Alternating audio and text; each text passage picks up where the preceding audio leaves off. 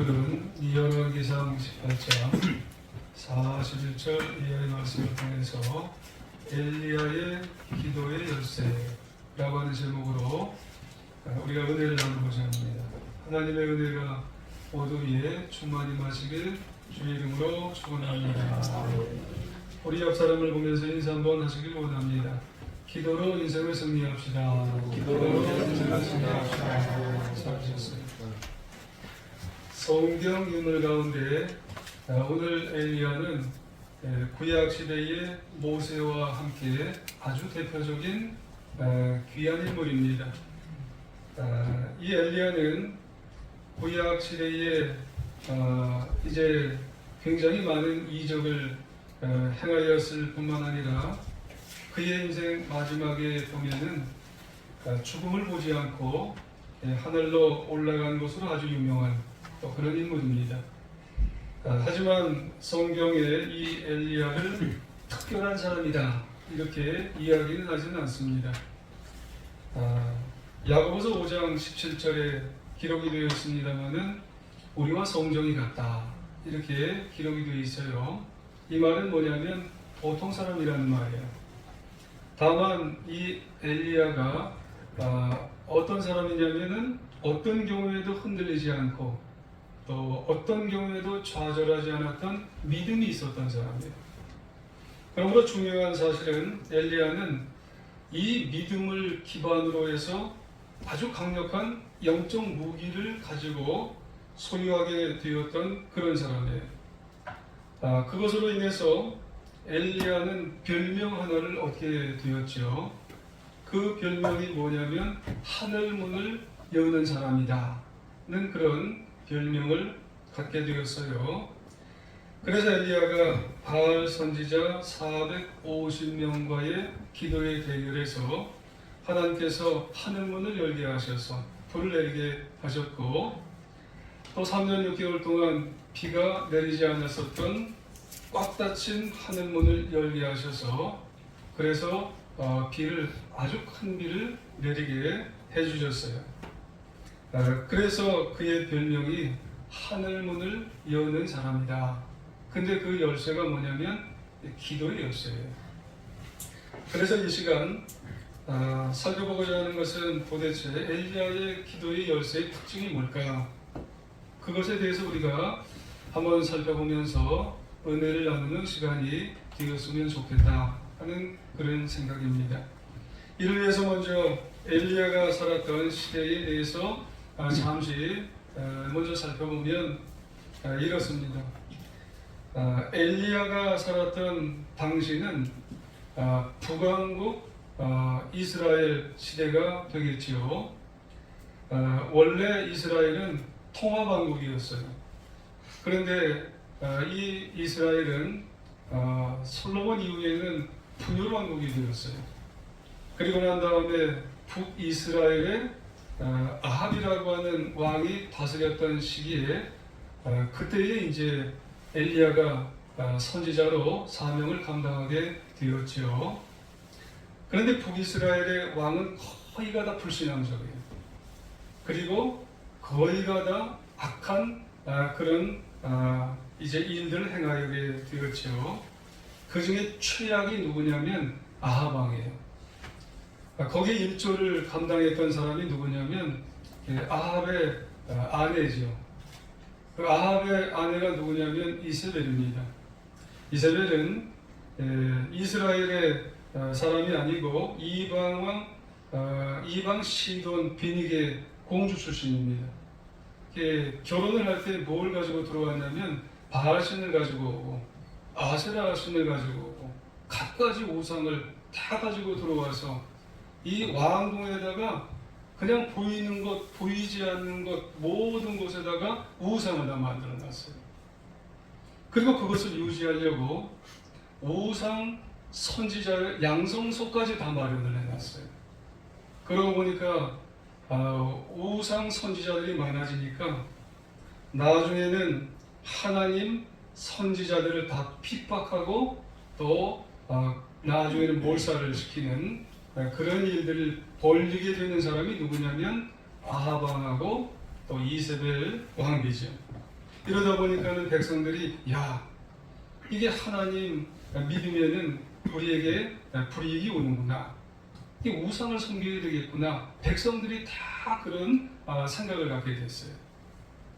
그래서 백성들이 이렇게까지 다 우상을 섬기니까 하나님이 보다 못해서 아주 크게 진노를 하게 된 결과 북왕국 이스라엘의 3년 6개월 동안 비도 내리지 아니하고 이슬 한 방울도 내리지 아니하는 극심한 가뭄과 흉년으로 온 나라가 고통에 고통을 겪는 그런 결과가 내려지게 된 거예요.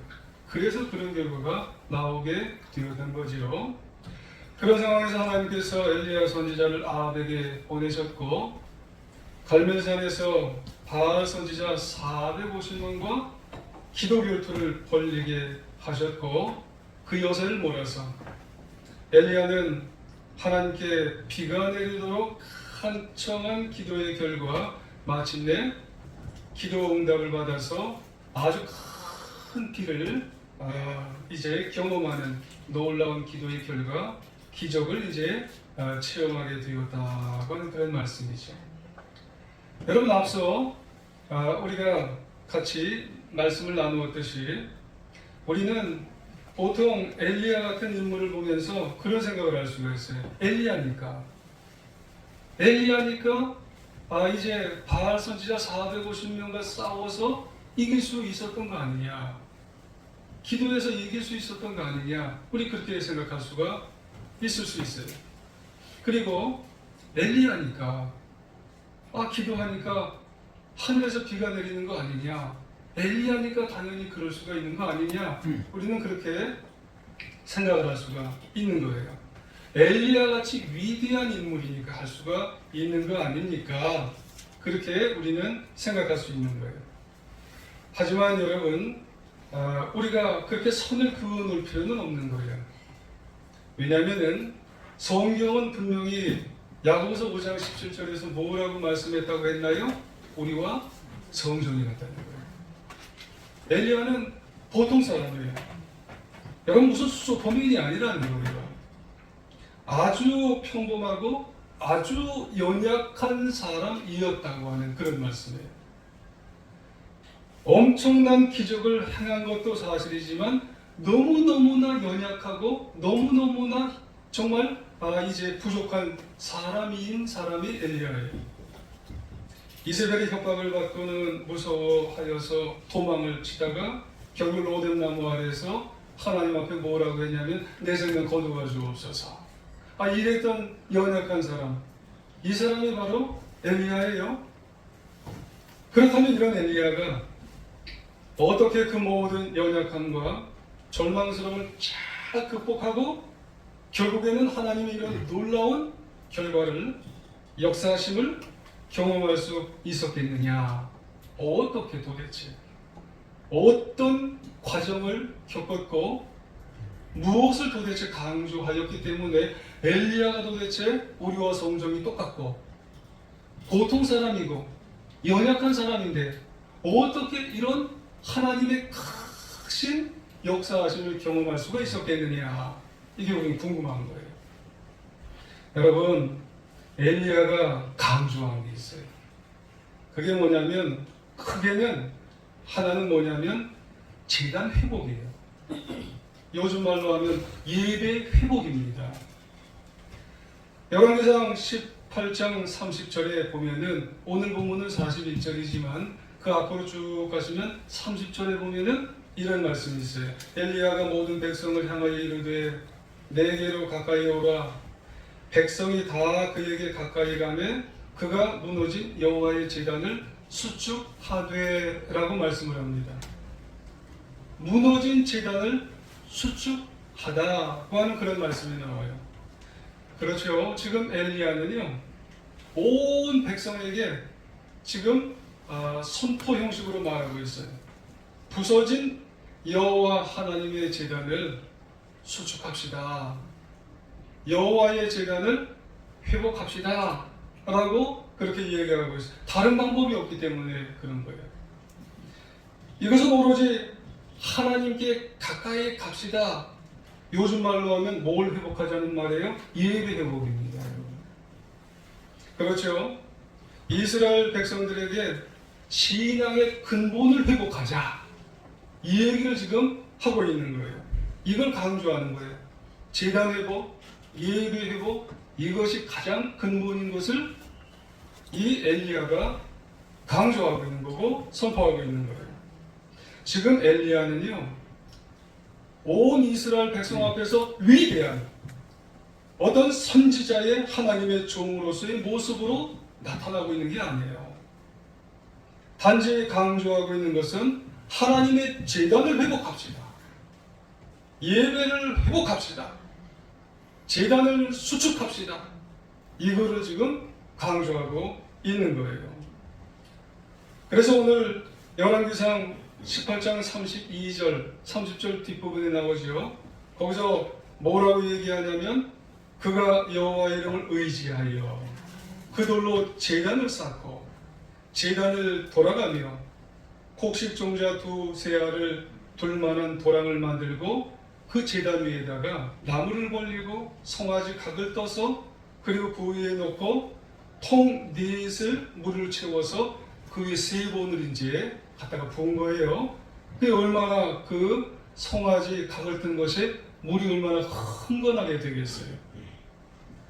지금 백성들이 생각하는 것과는 전혀 뜻밖의 일이 엘리야로 인해서 진행되고 있는 거예요. 여러분 지금 사실 초미의 관심사가 뭐예요? 지금 하늘에서 불이 내려오느냐 안 내려오느냐가 지금 갈멜산에서는 그게 초미의 관심사예요. 왜냐하면은 450명의 바알 선지자들이 지금 그걸 못했거든요. 그리고 난 다음에 엘리야가 나선 거예요. 그래서 하늘에서 불이 내려와야 되느냐 안 내려와야 되느냐 그게 초미의 관심사인데 지금 엘리야는 전혀 똥땅지 같은 일을 하는 거예요. 무슨 일을 하는 거예요? 여호와의 이름을 의지하여서 제단을 수축하라는 거예요. 제단을 돌아가면서 구덩이를 판 거예요. 어찌 보면은 제단만 얘기하는 거예요. 아주 무의미한 일을 하고 있는 것 같아요. 못 이길 것 같으니까. 지금 450명의 바알 선지자가 아침부터 점심을 지나서 아니 오후 늦게까지 계속 그걸 해냈어요. 바알 선지자는 바알이요 바알이요 바알이요 바알이요 못하니까 옷을 벗고 자해를 하면서 피를 내면서 못하니까 그러니까 저녁 어스름푸리해졌어요. 그러고 난 다음에 제단 수축하자는 거예요. 시간 끌기 작전을 핀 것 같아요 엘리야가. 그러니까 계속해서 부른 얘기를 안 하고 제단 얘기만 하는 거예요. 제단 수축하자, 쌓자, 반복만 하는 거예요. 그런데 여기 중요한 교훈이 있단 말입니다, 여러분. 여러분, 이렇게 제단 쌓는 생활, 우리말로, 현재 말로 예배 생활은 늘 지루해 보이는 거예요. 그냥 와서 예배 드리는 이 생활이 어찌 보면 무의미한 생활 같아요. 어찌 보면 미련해 보이는 것 같아요. 매 주일마다 그 시간이 되면 내가 가야 되는 것 같아요. 어찌 보면 새벽에 그 시간이 되면 피곤해 죽겠는데 그 시간이 되면 눈을 비비고 와서 또 앉아야 되는 그 시간이 되는 것 같아요. 어찌 보면은 큐티하는 분들은 다른 일도 해야 되는데 그 시간에 또 이제 성경책을 피면서 이제 성경을 읽으면서 하나님을 만나야 되는 그 시간이 지루해 보이고 미련해 보이고 그 시간들이 내가 나가서 내가 해도 참 많은 일을 해야 될 것 같아. 할 수 있는 것 같아요. 그런데도 그 시간에 매주일마다 새벽마다 큐티하는 그 시간 여러분 그 시간은요 하나님 만나는 시간이에요. 우리가 아는 전능하신 하나님 전지하신 하나님을 만나는 시간이기 때문에 최고의 시간입니다. 그래서 우리는 제단 생활, 예배 생활을 잘하시는 분이라야 기적을 체험하는 거예요. 믿음이 충만한 시간인 분이라야 기도의 역사가 일어나는 분이신 줄 여러분 기억하시기를 원합니다. 그래서 엘리야는 예배 생활을 통해 인생의 주인이시고 전능하신 하나님을 철저히 신뢰하기 때문에 담대하게 나아가서 그 하나님을 믿고 기도의 역사를 체험하며 살아가는 줄 여러분 기억하시기를 원합니다. 그리고 다른 하나, 크게는 여러분 엘리야의 기도에 힘이 어디에서 나왔냐면 마치 오뚜기 같아요. 쓰러지면 또 일어나고 쓰러지면 또 일어나고. 이것이 오늘 성경 표현인 7.8기의 기도의 모습입니다. 지금 엘리야는 갈멜산 이제 꼭대기로 올라갔어요. 지금 아까 450명의 선지자와는 좀 평지에서 기도를 했다 치면 이제는 꼭대기로 올라가서 이제 기도하게 되는 거죠. 그래서 꼭대기에서 이제 기도하게 되어질 때 바다 쪽을 바라보는 거예요. 이제 어느 쪽인지는 각자 나름대로 보기 나름인데 서쪽일 거예요. 서쪽에 무슨 바다가 있냐면은 지중해가 있어요. 그런데 지중해를 바라보니 이제 아무런 이제 기미가 보이질 않는 거예요. 구름만 좀 높다는 말이죠. 그래도 엘리야는 계속 기도하면서 사환에게 가보라고 했는데 7번 가니까 그제야 먼 하늘에 손바닥만한 작은 구름이 보인다고 했어요.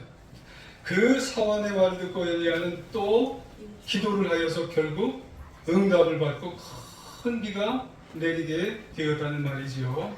여러분 여기서 교훈 받을 수 있어요. 엘리야의 모습을 보면서 우리는 드는 생각이 있어요.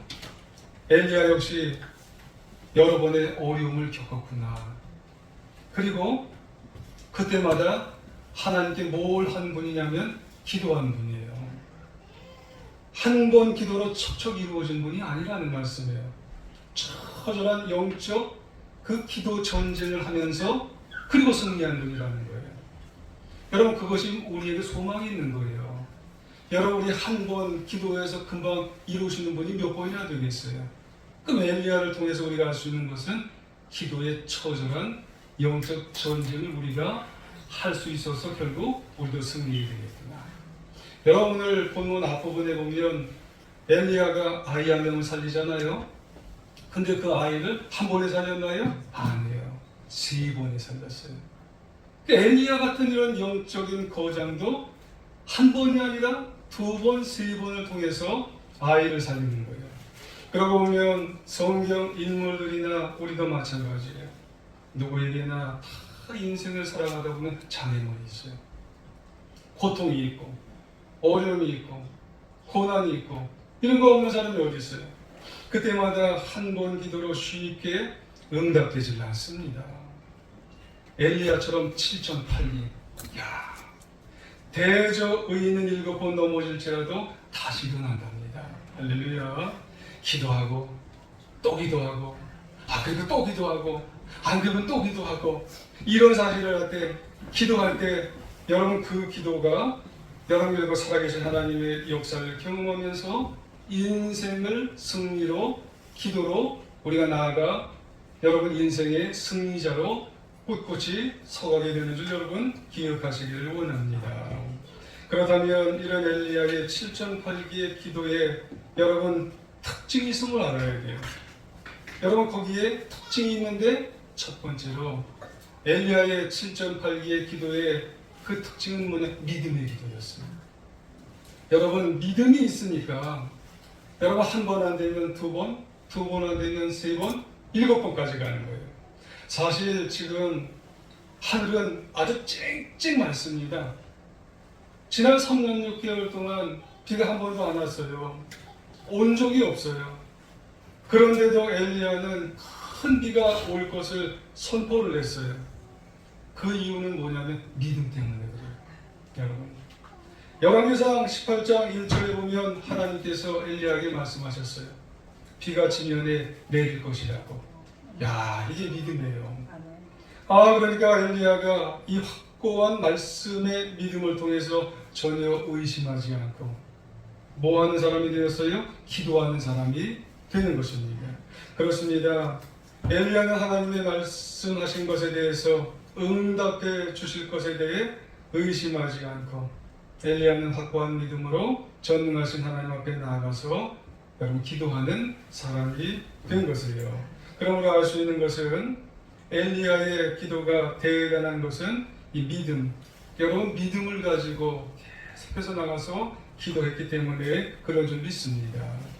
여러분 야고보서 1장 6절 이하에 보면 오직 믿음으로 구하고 조금도 의심하지 말고 의심하는 자는 마치 바다에 밀려 요동하는 바다 물결 같으니 이런 사람은 무엇이든지 죽기에 어찌를 생각하지 말랍니다.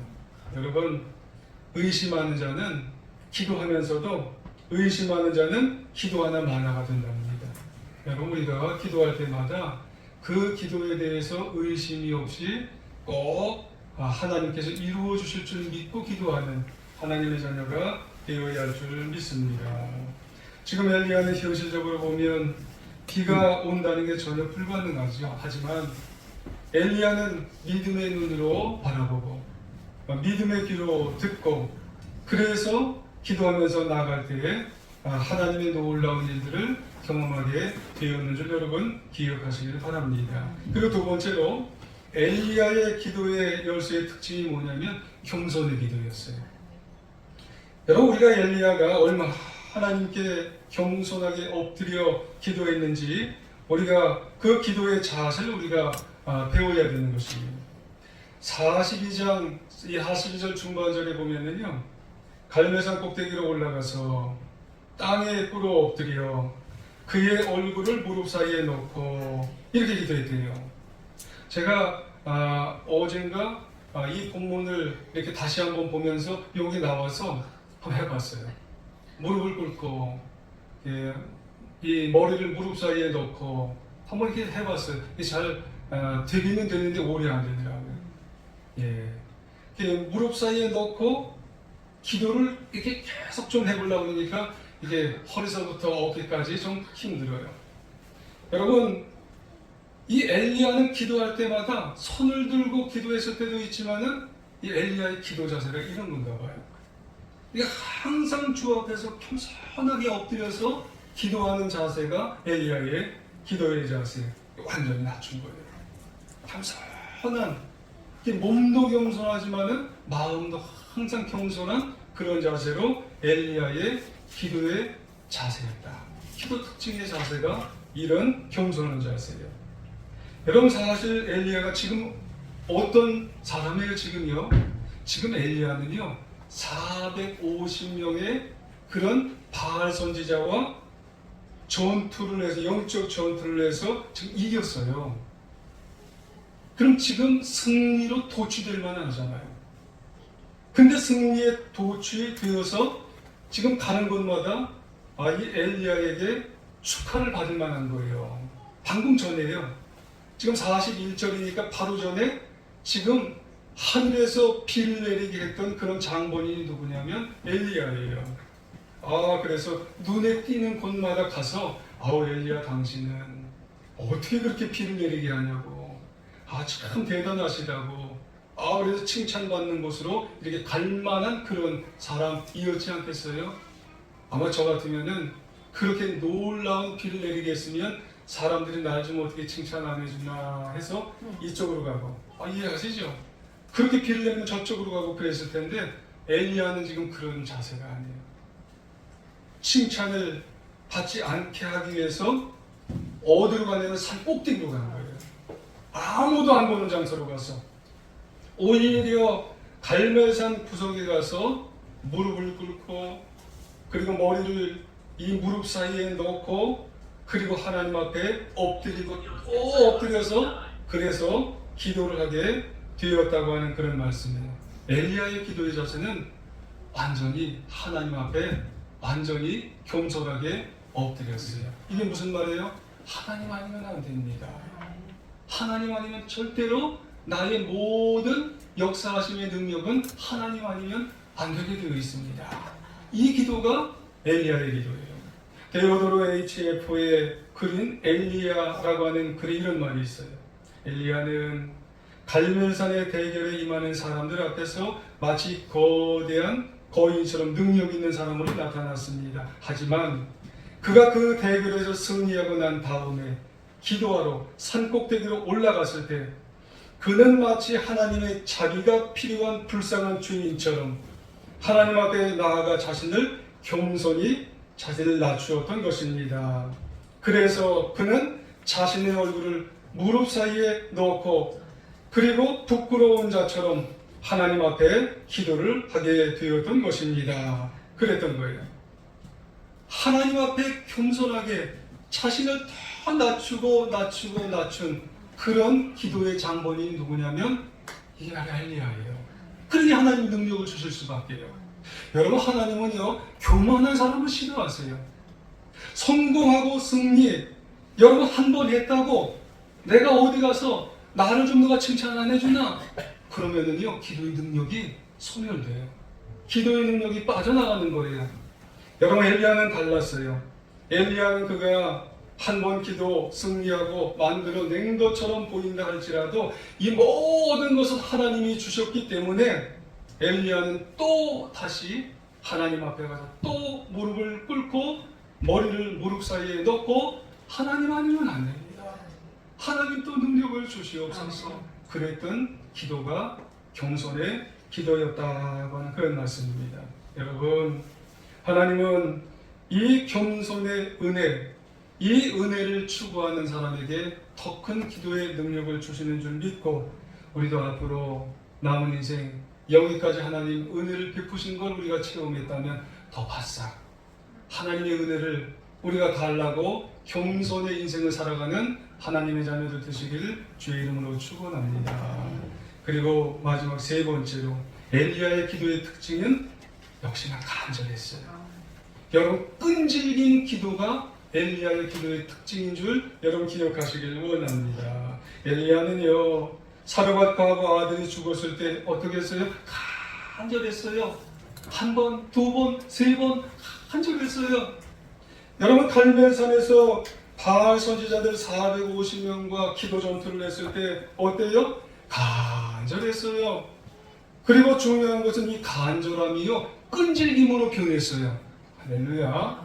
여러분, 간절한 기도는요 끈질긴 기도로 변화된다는 사실을 여러분 아셔야 되는 겁니다. 그래서 엘리야는 한 번 기도하고 응답이 없으면 에이 하나님 안 들으시나 보다 포기 이러지 않았다는 그런 말씀이에요. 그의 기도는 계속해서 반복하는 끈질김의 기도로 변화가 되었다고 하는 말씀이에요.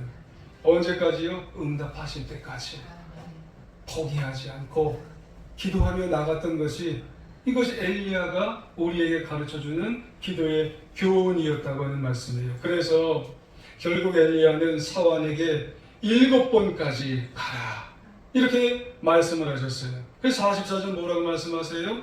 7번째 이르러서는 그가 말하되 바다에서 사람의 손바닥만한 작은 구름이 일어나나이다. 이르되 올라가 아합에게 말하기를 비가 막히지 아니하도록 마차를 갖추고 내려가소서 하라 하니라. 아멘. 그러잖아요. 이 말씀이 뭐예요? 바로 전에요 이 450명의 바알 선지자와 싸웠을 때 영적 대결을 했을 때 그때에 이 아합도 거기 있었기 때문에 그래요. 근데 아합 왕이요 속으로는 내심 바알 선지자들 이기기를 바랬어요. 나쁜 왕이거든요. 악한 왕이거든요. 그랬을 때 이제 갈멜산 중턱에서 바알 선지자들이 이기기를 바랬는데 누가 이겼어요? 엘리야가 이겼어요. 그리고 난 다음에 엘리야는 지금 산 꼭대기로 올라간 거예요. 산 꼭대기로 올라가서 7번 기도하고 저기 서쪽에 이 지중해에서 손바닥만한 구름이 크게 몰려오는 것을 보고 엘리야가 아합에게 지금 온 거예요. 그러고 난 다음에 큰 구름이 옵니다. 이제 비가 쏟아질 겁니다. 3년 6개월 동안 오지 않았던 그 비가 쏟아질 겁니다. 그리고 난 다음에 아합이요 마차 준비하세요. 내려가십시오. 조금 있다 내려가면 이 칠퍽칠퍽한 땅에 못 내려갑니다. 그 얘기를 하는 거예요. 여러분, 기도의 사람의 특징은 그러므로 끈기 있는 기도. 여러분, 그 끈기 있는 기도를 통해서 기도의 응답이 내려진다는 사실이에요. 여러분에게 있어서 장애물이 있나요? 문제가 있나요? 어려움이 있나요? 한두 번 기도하고 끝나지 마시고 여러분 간절함으로 끈기 있게 어떤 문제를 매달려 그것을 응답받는 자녀들 되시길 부탁을 드리겠습니다. 좋은 비비어라고 하는 분이 끈질김에 대해서 이런 말을 해요. 끈질김은 단호하고 집요하고 굴복하지 않는 자세랍니다. 굽히지 말아야 된다는 그런 말씀이래요. 단기적으로나 장기적으로든 목표를 끝까지 완수하기까지 하나님 앞에 매달려 기도해야 된다는 그런 말씀이에요. 그러면서 좋은 비비어는 우리에게 부탁을 해요. 끈질긴 그리스도인이 되시랍니다. 끈질긴 신앙인이 되시랍니다. 끈질긴 기독군이 되시기를 원하시랍니다. 그런데 중요한 것은 이 끈기 있는 기도를 해야 되는 이유가 있어요. 여러분 끈기 있게 기도를 하다 보면 기도의 양이 찬답니다. 그런 말씀 들어보셨죠? 때가 온답니다. 기도의 양이 차게 되면은 이게 하나님의 원리이고 성경의 원리예요. 그때부터 하나님의 주시는 그 능력이 풀리는 거예요. 여러분 봄이 됐어요. 얼마 전에 이 벚꽃이 피지를 않는 거예요. 근데 벚꽃이 피지를 않는데 이제 벚꽃이 며칠 전에 갑자기 피었어요. 그 다음에는 만개를 하는 거예요. 왜 그런 줄 아세요? 때가 됐기 때문에. 여러분 때가 되면은 이 벚꽃도 순식간에 만개를 하는 겁니다.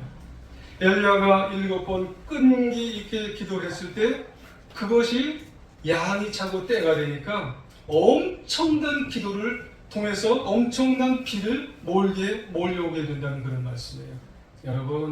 여러분이 지금 기도하고 있는 그 양이 조금 남았을 수도 있어요. 그것이 조금만 채워지면 하나님께서 만개하듯이 여러분 놀라운 응답으로 채워나가게 되어지는 줄 여러분 기억하시기를 원합니다. 7번이라고 했는데 7번은 그 제자에게 있어서도 이 원리가 여러분 맞아 들어가게 되었던 이야기가 있어요.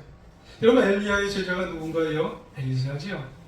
여러분 엘리야의 제자인 엘리사도 7번의 원리를 사용했던 적이 있어요. 누구에게 사용했나요? 나아만에게.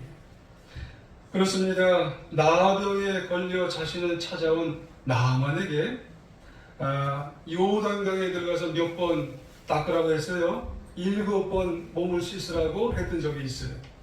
나아만 장군은 엘리사의 말을 듣고 분노하면서 주저하기도 했지만 너무 화가 나는 거예요. 교만하고 의심이 드는 거예요. 그래? 내가? 네가 나와서 나에게 하나님의 이름으로 축복을 해줄 줄 알았는데 아니 그깟 이제 이 강에 들어가서 요단강에 들어가서 7번 수영하면 난다고 의심을 하는 거예요. 게다가 엘리사는 나와보지도 않았다고 얘기를 했어요. 나아만은 가는